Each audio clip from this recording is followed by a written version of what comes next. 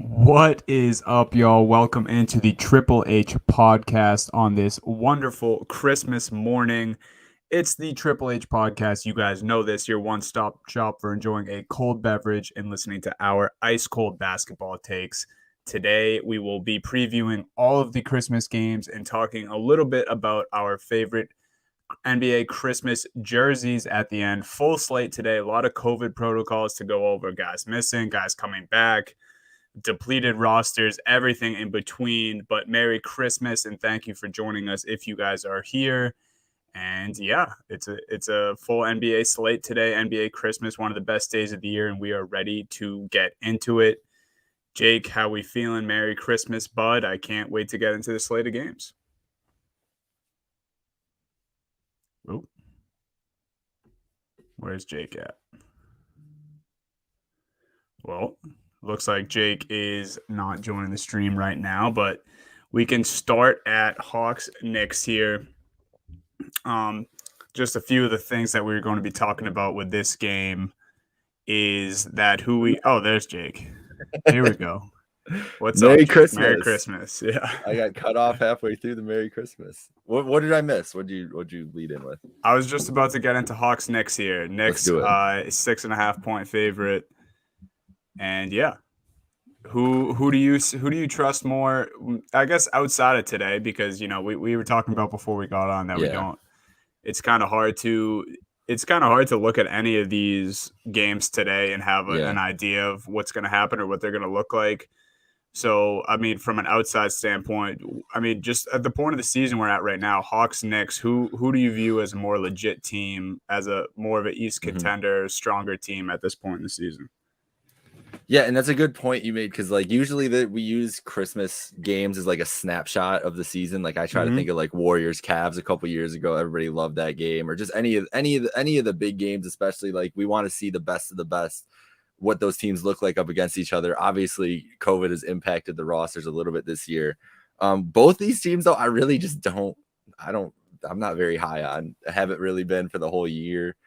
The Hawks are kind of doing exactly what I was worried about them doing, and they definitely got too full of themselves, right? They thought that they'd be able to coast. Like that one quote earlier this season about Trae Young saying like it's harder to get up for the regular season games in the playoffs. Like, yes, obviously, like that's the quiet part out loud, but if your team is saying that to the press, like it's obviously on their heads a little too much, and the East is tougher than I think they thought.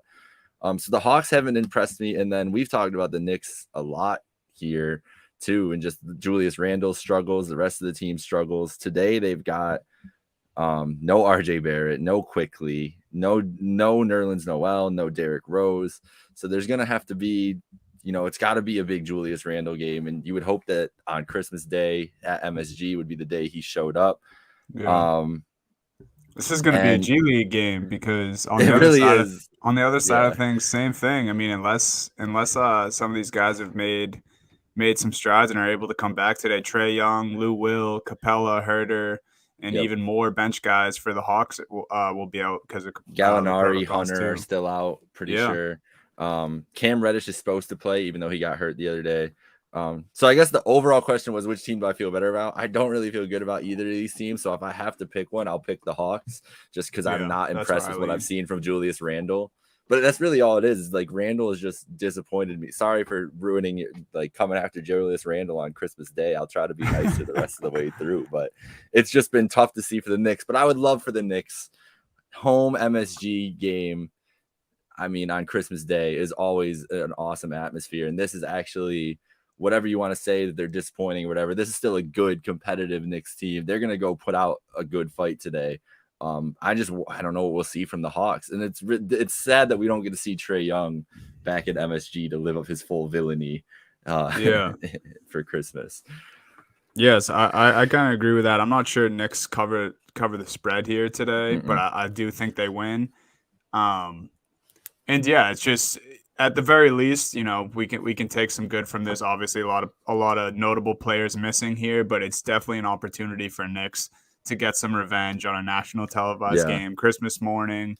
They were bounced by the Hawks last year in the playoffs. You mentioned the villain Trae Young is sitting out today, so they don't have to deal with the guy who stole their soul last playoffs. No Trey Young. I think the Knicks get Sold it their done. soul. I think the Knicks get it done, and this could be a bright spot for Knicks fans. And like you said, sometimes we see on Christmas Day teams start to flop after the holiday. That's when teams really start to turn it on. So maybe this is a turning point for the Knicks if they're able to grab a big Very win true. today. Very true. So we'll see.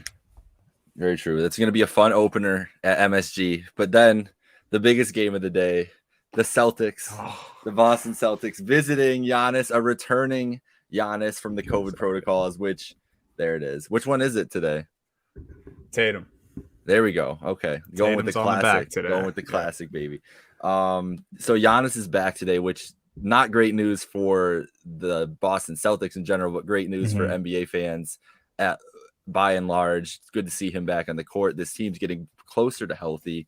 7-point favorites. Dunny, you get a Christmas Day Boston Celtics game.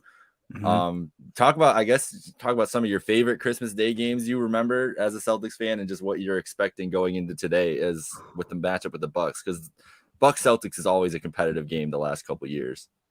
Yeah, I want to say it was 4 or 5 years ago in Isaiah Thomas. I know I can picture the uniforms, and we're going to get to this later, but it was all green, and IT was wearing a red headband. I believe it was against the Knicks.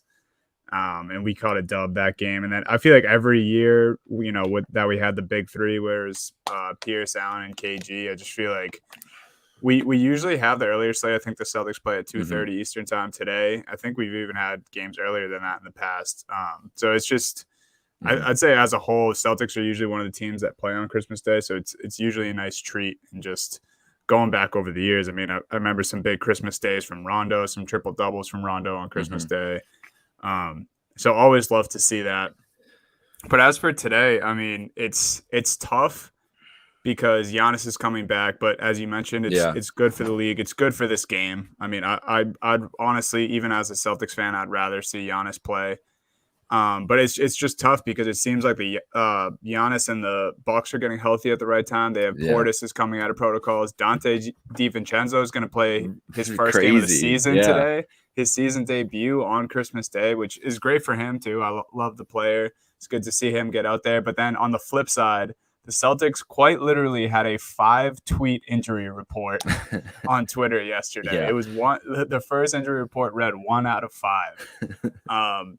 The only good thing we can take from that is that a lot of the notable players are not in the protocols or injured.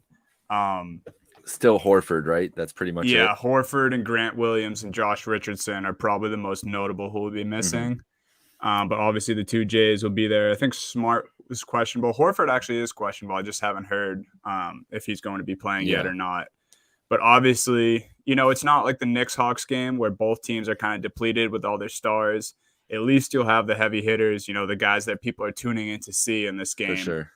And I still think the Celtics have a chance today. They beat up on the Bucks twice earlier this year. Once when the Bucks didn't have anybody, and then another time Giannis was there and they were able to get it done.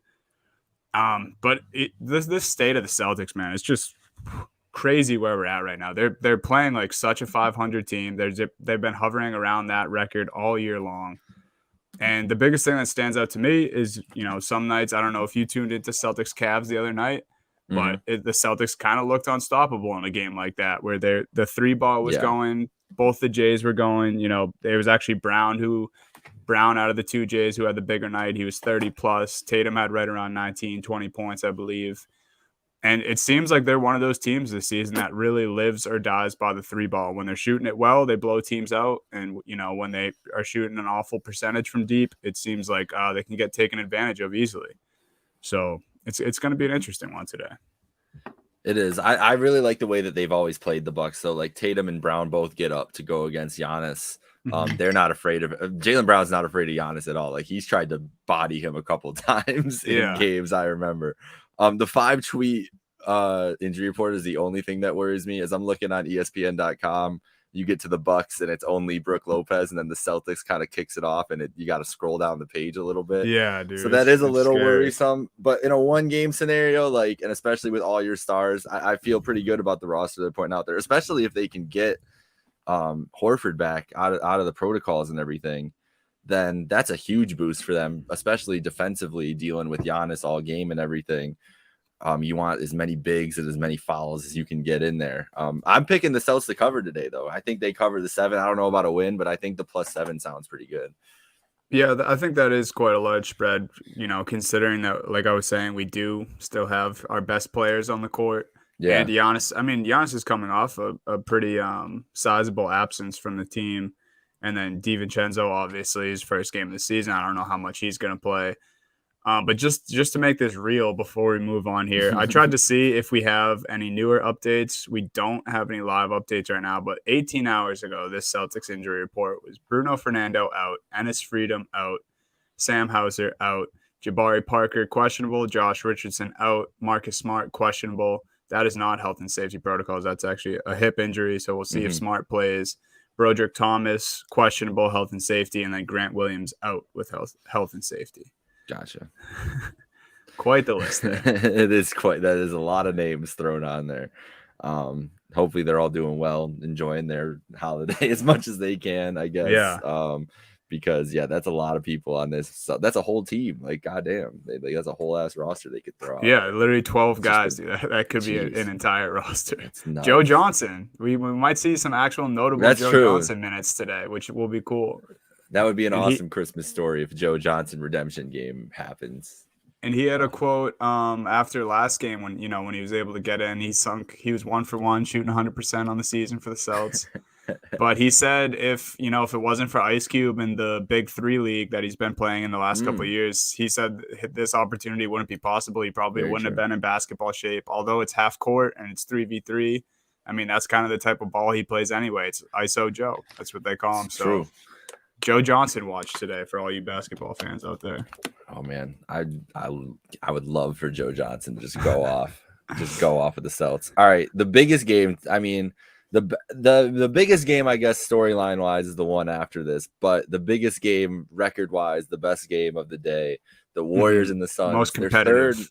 They're most competitive for sure. Their most recent matchup. They had 2 earlier in the month of December. They both split the games, won them both at home. Suns won in Phoenix, Golden State won in San Francisco at Chase Center. So today, Dunny, we've got them back again. It doesn't look like what I'm looking at here. I don't think there's a lot of people missing for either team.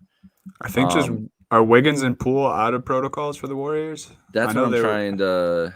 Let's see. Iguodala is questionable today. Damian Lee in protocols. I think, yes, Wiggins is still in protocol, and so is Jordan Poole.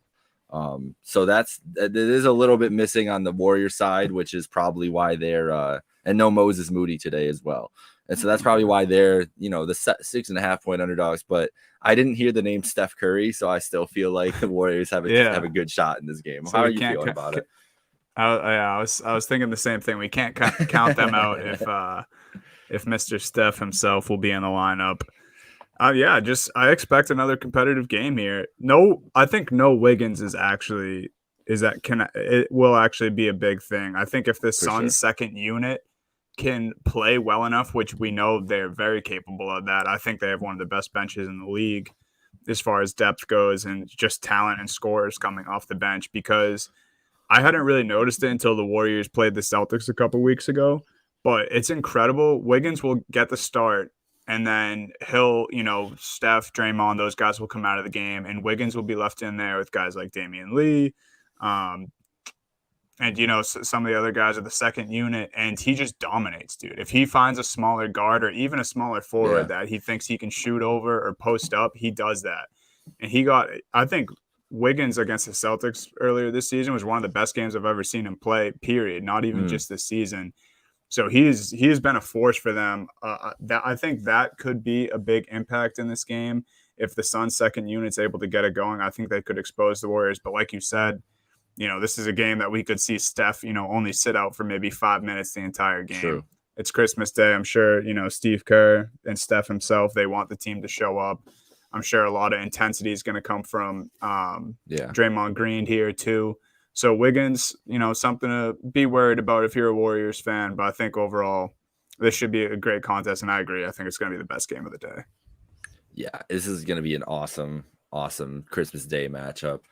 It is sad that we didn't get the Clay return today as we thought, but he's coming Mhm. back in January, so that'll be nice. The guy I'm watching Warriors side with those Wiggin minutes gone is Kuminga. Has been playing a lot for them and looked pretty damn good. I mean, he had the huge scoring night the other night, obviously, but he's just looked comfortable. Like at the beginning of the season, I wasn't as down on him when I thought from the little bird they gave him to begin with. He looks pretty.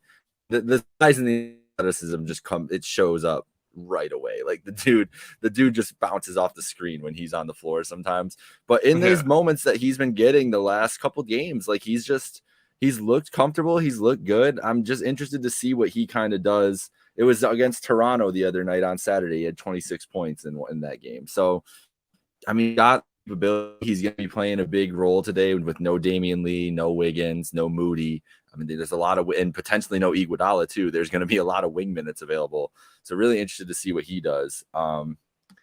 This is a beautiful Christmas matchup. I mean, I don't think the league could have expected anything more from this, like being the top two teams in the league when they put this game together. I'm sure they thought that this the next game we're going to be talking about was going to be the headliner, but they did. No. This is it. This is it right here. It is actually Warriors Suns. What do you think about this spread here? Suns -6.5. I'm taking the Warriors. I gotta take Steph in the. If you give me almost 7 points with Steph Curry, I'll probably take that because it's too scary to bet against him. What about you? No, I was thinking the same thing. Probably, I wouldn't be surprised if the Suns cover, but I do think that's a little too many points for Mr. Steph Curry. Now, what was the score of that first game? They ended up winning by like 11 or 13 or something, right? Like the Suns ended up pulling away. So that's the only thing that really worries me because I bet on the Warriors, I think, in that game too. And just once the Suns were kind of able to lock, because the Suns defense, I mean, we've talked about it at length on here. The Suns defense can just be smothering. And and they put that small lineup because the Warriors don't really have a big lineup. And so they had Ayton on the court at times, but then they went with a lineup of, I can't remember. It was the three wings together. It was Crowder, Bridge. When Booker went out, it was Crowder, Bridges, and Cam Johnson with Paul and Ayton. And that lineup just demolished the Warriors. Yeah. So we'll see how much they use that one again, especially with a lot of less guys on the Warriors in those bench minutes. That kind of unit comes out there. Could be interesting to see, but yeah, I'm leaning Warriors too. Let's get into the next game though. What was supposed to be the big game, Nets, Lakers. Where do you want to start with this? Which side are you most interested in seeing like play out over today, but also over the next month, 2 months? Because there's so much going on with both these squads right now. I think the team to watch, for the weeks to come is for sure the Lakers. I think, obviously both teams' rosters are depleted right now because, of injury, COVID, and everything in between. But the Nets are in a good spot. I mean, at least they have a good record. The Lakers are slowly falling down the standings in the Western Conference. Yeah. And they can't seem to get healthy. I mean, it is just a mess. Then you had LeBron James in a press conference the other day, saying that they can't even get a grasp of what their team is. It's hard to assess because they haven't been a whole unit in so long or all season, really. I mean, he talks about, Trevor Ariza just starting to play his first few games lately. Then as soon as he comes back, Anthony Davis goes down with the MCL and Braun was out with that torso injury for a couple weeks. And where I understand where he's coming from, at the same time, it's like the Anthony Davis thing makes sense. But if you're starting that argument with Trevor Ariza not being around, it's like, I don't think you guys brought in Trevor Ariza to be a difference maker. You still have, yourself, arguably the greatest player of all time, Russell Westbrook, future Hall of Famer. Basically, you guys constructed this roster that you have, and something isn't clicking. And now they have their head coach in the health and safety protocols. So I think this could go south really, really fast for the Lakers. Even though the Nets are dealing with similar problems, it seems like, the best is yet to come for the Nets, where I have no idea what to expect for the Lakers moving forward. Well, so the Lakers, LeBron's on the injury report today, but he's probable. So Ariza's out in health and safety protocol. ESPN says Ariza ankle was placed in league in health and safety protocols. It's a little confusing, but Monk's out, Austin Reeves, Avery Bradley, Bazemore, Kendrick Nunn, and then obviously Anthony Davis, as you mentioned, with the knee all out. So yeah, Jeez, it's a lot on LeBron and Russ, and I mean that's the what we've been trying to wait to see, right? Like how that partnership really plays out, and without AD for an extended time, shit, man, we're gonna find out. Like we're really gonna find out how they can go together. And you're talking about the other side dealing with their issues too. I mean, no Kevin Durant today, obviously, which is the only reason I think you see the Lakers here is -1.5 is because there's no KD on the floor. That probably swings the line 5 points, 6 points, something without him there. Yeah. Cam Thomas out, Aldridge still out. David Duke Jr., Kessler Edwards out in COVID protocols. And then obviously the big news of the last week and a half or so has been Kyrie Irving ramping up to get ready to return, playing road games. This would have been, no, I don't think he would have been able to play in this game because LA County, he's still hurt. Yeah, he wouldn't have been able to play, right? I don't think so, yeah. He's ramping up to go. So this team, like the dynamic of the Nets is changing right in front of our eyes. We don't know what this Kyrie, we talked about it a little bit. We have no idea what this is going to do to the locker room, to the team, what it's going to look like. Like no one's ever even imagined a scenario like this with a player in the NBA. So it's just crazy times for them. But going into tonight's matchup, it's really going to be interesting for me watching the Nets to see what can James Harden do like on his own, especially in like a marquee matchup. Like the Lakers are obviously not a great team, but it's still a big game at the newly minted crypto.com arena today. Yeah. And does he still have it in him to like come out and put up like 25-30 in a game where they need him to be the leading scorer? That's like the most interesting thing to me. But I'm still leaning Lakers because it's LeBron James. I trust him more than James Harden. And that's really all I'm bringing Isaiah it down Thomas. to. And Isaiah Thomas, our guy, he's back. Isaiah Thomas and Joe Johnson on Christmas. This is a great day, actually. All I want from this game is a big game from IT. But, you mentioned James Harden. I think it's going to – if they want a chance today, which is so weird to say because both rosters are so beat up, but I think it would look more like almost like a 40-point game for Harden just because I don't know who else is scoring the ball on this team. Like at least the Lakers still have LeBron, they have Russ, and then they have IT, a guy who can provide that bench spark. Mm-hmm. Hell, he might even start today with the way their lineup looks. That'd be hilarious. But yeah, I mean, I don't know, and I also something to look out for. It's usually KD and Russ who get into the beefs on the court or exchange words in the past. Yeah. I wonder if we see any of that bad blood between Harden and Russ in a game like today, just because more so the circumstances. Like I think if both these rosters were complete, I don't think we might see it, but I think there's going to be some sloppy play, probably some chippiness. I wouldn't be surprised if Harden and Russ get into it a little bit today. And honestly, for the fans and for Christmas Day and for the hype around this matchup and what it's turned into, I think it'd probably be good for it because, this could get ugly quick. This could be a real stinker of a game. Who do you got tonight then? I think I'm with you, dude. I'm taking the Lakers. I don't even know if I can say they're more healthy, but I think they just have more of their notable guys. And like you mentioned, LeBron James, I think he finds a way to get it done. He better because they are literally, I know it's early, it's Christmas, and we've already talked about a few times how teams can turn it around after the holiday in the NBA, but man, they do not look good, and it seems to be getting worse. Plus, no Vogel today, so LeBron can quite literally just coach by himself. He's literally coaching. Yeah, he's Bill Russell today. He's player coach. Oh yeah, it could get ugly quick. I really don't like the way watching this Lakers team play basketball at all this year. Like it's just ugly basketball. Yeah. I tried to watch that game. I had split screen the other night of the Warriors Grizz and then Lakers Spurs. And I'll give Ryan Russillo the credit because he was doing the same thing and tweeted out that it literally looked like two different sports, and it really did. Like it literally looked like you were watching two completely different sports. It was just the Lakers got some shit to figure out. But if there's anybody that can figure out who's showing it, it's Bron. Quickly here before we get to our favorite Christmas Day jerseys, Mavs Jazz.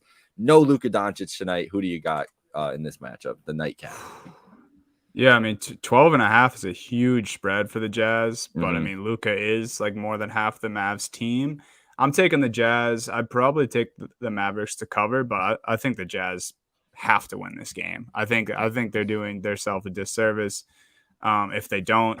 I mean, who's going to be the primary scorer for them? Tim Hardaway Jr., a guy He's out who too. oh, he's not even playing Yeah. too? Yeah, We've so got then Willie Cauley-Stein, Porzingis day-to-day even, Reggie Bullock, Luka Doncic, Trey Burke, Tim Hardaway, Maxi Kleber all out in health and safety. is Hardaway an injury or is he health and safety? It doesn't say for what, it just says nothing. It just says out for him on ESPN. So I'll do some Yeah, because research I thought when I was checking the other day that I didn't see him in health and safety. But all right, so yeah, then maybe the Jazz will cover this spread because they don't really have too many guys who can just go put the ball in the bucket. And what I was going to say is Hardaway would be that next guy for me, but he is a really streaky scorer himself, and he really only is there to complement a guy like Luka Doncic. They don't have a guy like Josh Richardson this year because he's on my Boston Celtics. I don't know, man. I think this is bad news for the Mavs. It's another one of those games where it sucks that, they're missing so many guys on their roster, and especially their best player and one of the best players in the league in Luka. So I don't know. I think the Jazz just have to get it done. Yeah, the Jazz should walk away with this game easy. Honestly, I think the Jazz should win this game with Luka, with everything, the way that we think about the Jazz, whatever. But it's gonna be fun. What do you think about, off topic of this game? What did you think of the news of your former general manager Danny Ainge, who was supposedly retired, showing up in Utah and working? Now there was rumors right when he left the Celtics. The Utah rumors started up right away. He lives there apparently. He's friends with the owner and everything. They become good buddies. Did you feel any sort of way about Danny doing that, or just whatever, let the man retire in peace? I was happy for him. I was a little surprised that it happened this quickly. I thought it would kind of be an off-season thing. Yeah. But ultimately, it is weird that it happened during the season. Yeah, I feel like you don't usually see that, especially with the team who's like, it's not like the Utah Jazz are a bad team. Yeah. Or they don't have I think the roster that's been built by them, by management in recent years, is actually really good. It's more so just on them executing down the stretch is why we give them shit over the years, especially the last couple. It's just kind of they're this regular season juggernaut and then flop in the playoffs. But it really has nothing to do with their roster. I think their roster is great. I was a little surprised, like I said, but yeah, as you mentioned, there was rumors kind of right away. There was even some Portland rumors as soon as Ainge stepped down. So I was happy for him. I think, he obviously still respects Boston very much. And he said it was just time for him to get out of Boston. I mean, he got a lot of hate, dude, for the draft picks and, kind of not putting himself out there and making big trades that the fans wanted, whether it was the right move or not. I'm sure he was just getting sick of that. And he was doing it for so long. Probably just wanted to change the scenery. For sure. And who knows? Maybe we see a Joe Ingles trade to the Celtics before the year ends. Brad and Ainge have a really strong relationship. Maybe we see a move happen there. Maybe Donovan Mitchell. I don't know. Who knows? Nice little Christmas present. That'd be hey, Danny, come on, boy. Bring it back home. Yes. Damn, Donovan Mitchell with the Jays would be fucking nuts, bro. Oh my god, that'd be something else. Listen, he's not staying there, Utah. I'm just letting you know now. I don't think. Sorry to ruin your Christmas. Anybody from Utah? Yeah, you're gonna get the win today. Donnie. Poor Donnie who's listening. He's like, dude, it's Christmas and you're just ripping the Jazz. You're right. They're gonna get the dub today. How about we just rip the over on Mitchell points for tonight and just see how it goes? Yeah, because that would be the fun thing to do in this. All right, but as we wrap up here, Dunny. We don't have Christmas Day jerseys anymore. They're doing the city uniforms all day today, which are still pretty damn. There's a lot of great city uniforms this year that we'll see on the court. But what was your favorite Christmas Day jersey growing up? I have a couple, and honestly, I think these are all more in recent years. But yeah, the one that sticks out to me, which is kind of weird because it's pretty boring. But when the Lakers wore those like all white. And it was like, I don't even think it was purple print. I'm pretty sure it was just black print for the numbers and where it said Lakers, and everything else was just all white. I can picture Kobe wearing it. They played did they play the what's their names? They played the Heat, right? Was that the year that they played the Heat, or am I wrong? Yeah, the Heat with all red. Yeah, Or that's was it what I was just the gonna say. Bulls maybe or something? Yeah, it was. Oh, I think it was the Bulls because that was when D Rose and Kobe had that like insane battle, and they just were going That's back right. and forth. But yeah, those are really cool to me. I already mentioned um the all green uniforms for the Celtics, and honestly, what brought it together wasn't even that I was that crazy about the jerseys. It was Isaiah Thomas wearing the red headband to go with it. I think That's he was true. wearing red shoes too, if I remember correctly. Um, and then I have a third one, but Was do it you? this one? Was this the one that you were talking about? Yes, yeah. I don't Oh, know. There's I've something heard. clean about those. Yeah, those are Um, nice. No, those are and that great. is the Bulls they're playing, right? That's the Knicks, I believe, in all Oh, orange. Jason Kidd oh. getting I was shot gonna. over I here. was. It was a small image on my screen. I thought that was Carlos Boozer, dude. My That's bad, J awesome. Kid. I was gonna say I don't think Boozer could get up to defend a jump shot like that. But yeah, I was really high on those jerseys. Just in recent memory, that was one that stood out to me. Obviously, Kobe wearing any jersey can make it look cool too. Very true. And then I might catch some heat for this one Oh because I boy. think these jerseys were hated overall, and I think ultimately I do hate them. But if you saw the tweet that we sent out today, which is the best NBA Christmas commercial of all time, oh yeah, this is so Oh, those are tiny. Oh, if you're there we go. watching our live stream right now, we have the Boston Celtics one up with the all green with the white cursive letters and numbers, and then IT rocking the red headband. Beautiful. Beautiful Um, jerseys. but the ones that I might catch hate for were, and I think it's solely because of how good this Christmas commercial was, but the short sleeve Thunder jerseys for Christmas because But yeah. I think everyone hated the short sleeve idea because they tried to like, actually keep them around for like after Christmas. I remember the Celtics had like a gray alternate ones and they were just awful. I Oh, just picture yeah. Kelly Olynyk wearing those and I'm just like, oh my god, dude, get a different jersey. Yeah, those, I don't know. I really Those like are kind of those. fire. Yeah, and like KD was like kind of the focal point of that Christmas commercial, and he was like my favorite player at that time. So I actually liked the short sleeve Thunder jerseys that they had. I can't hate on any short sleeve jersey because the Cavs won in the black short sleeve jersey. So I hated those jerseys forever. And then they wore them in the finals. And now they're like the I most forgot they iconic wore those in the finals. Cavalier. Yeah. It's so wild, bro. Like no one is ever going to wear sleeves again, but the Cavs won, won the finals in them. So going off of that, the next year, the Christmas Day game, this is my favorite matchup right here. These jerseys. Ooh, well, yeah, that was one of the best those Christmas games, period. Yes, that game was nuts. But those jerseys, like just the solid, everybody had them, just the solid color with like the script across. They were great. Like that's all you need for the Christmas jerseys. Like I don't need anything special. It can literally just be like this plain, like everybody's wearing the same whatever. But it's just so cool to see all the teams like in the same thing on Christmas Day. It gives it a nice little feel. But the city edition jerseys today, like I know the Knicks are debuting a new court at noon for their city jerseys, which should be awesome to see. I love the Celtics, the white city jerseys. Those are great ones that they'll have on today. I wish they could keep those around in rotation a little more. Those are just, and honestly, the green ones this year too are both alternates for the Celtics are good. But I love the Bucks. Go ahead.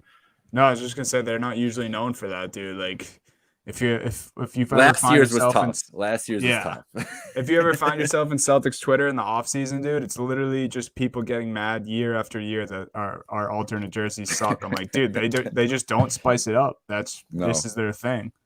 Like, there's only so much you can do with green and white. That's the problem. They've only ever worn the two colors. So like the Bucks get to wear like 17 colors on their jersey because they've switched them all over the place. Like, oh man, this jersey's sick. It's like, yeah, but it's because their jerseys used to suck.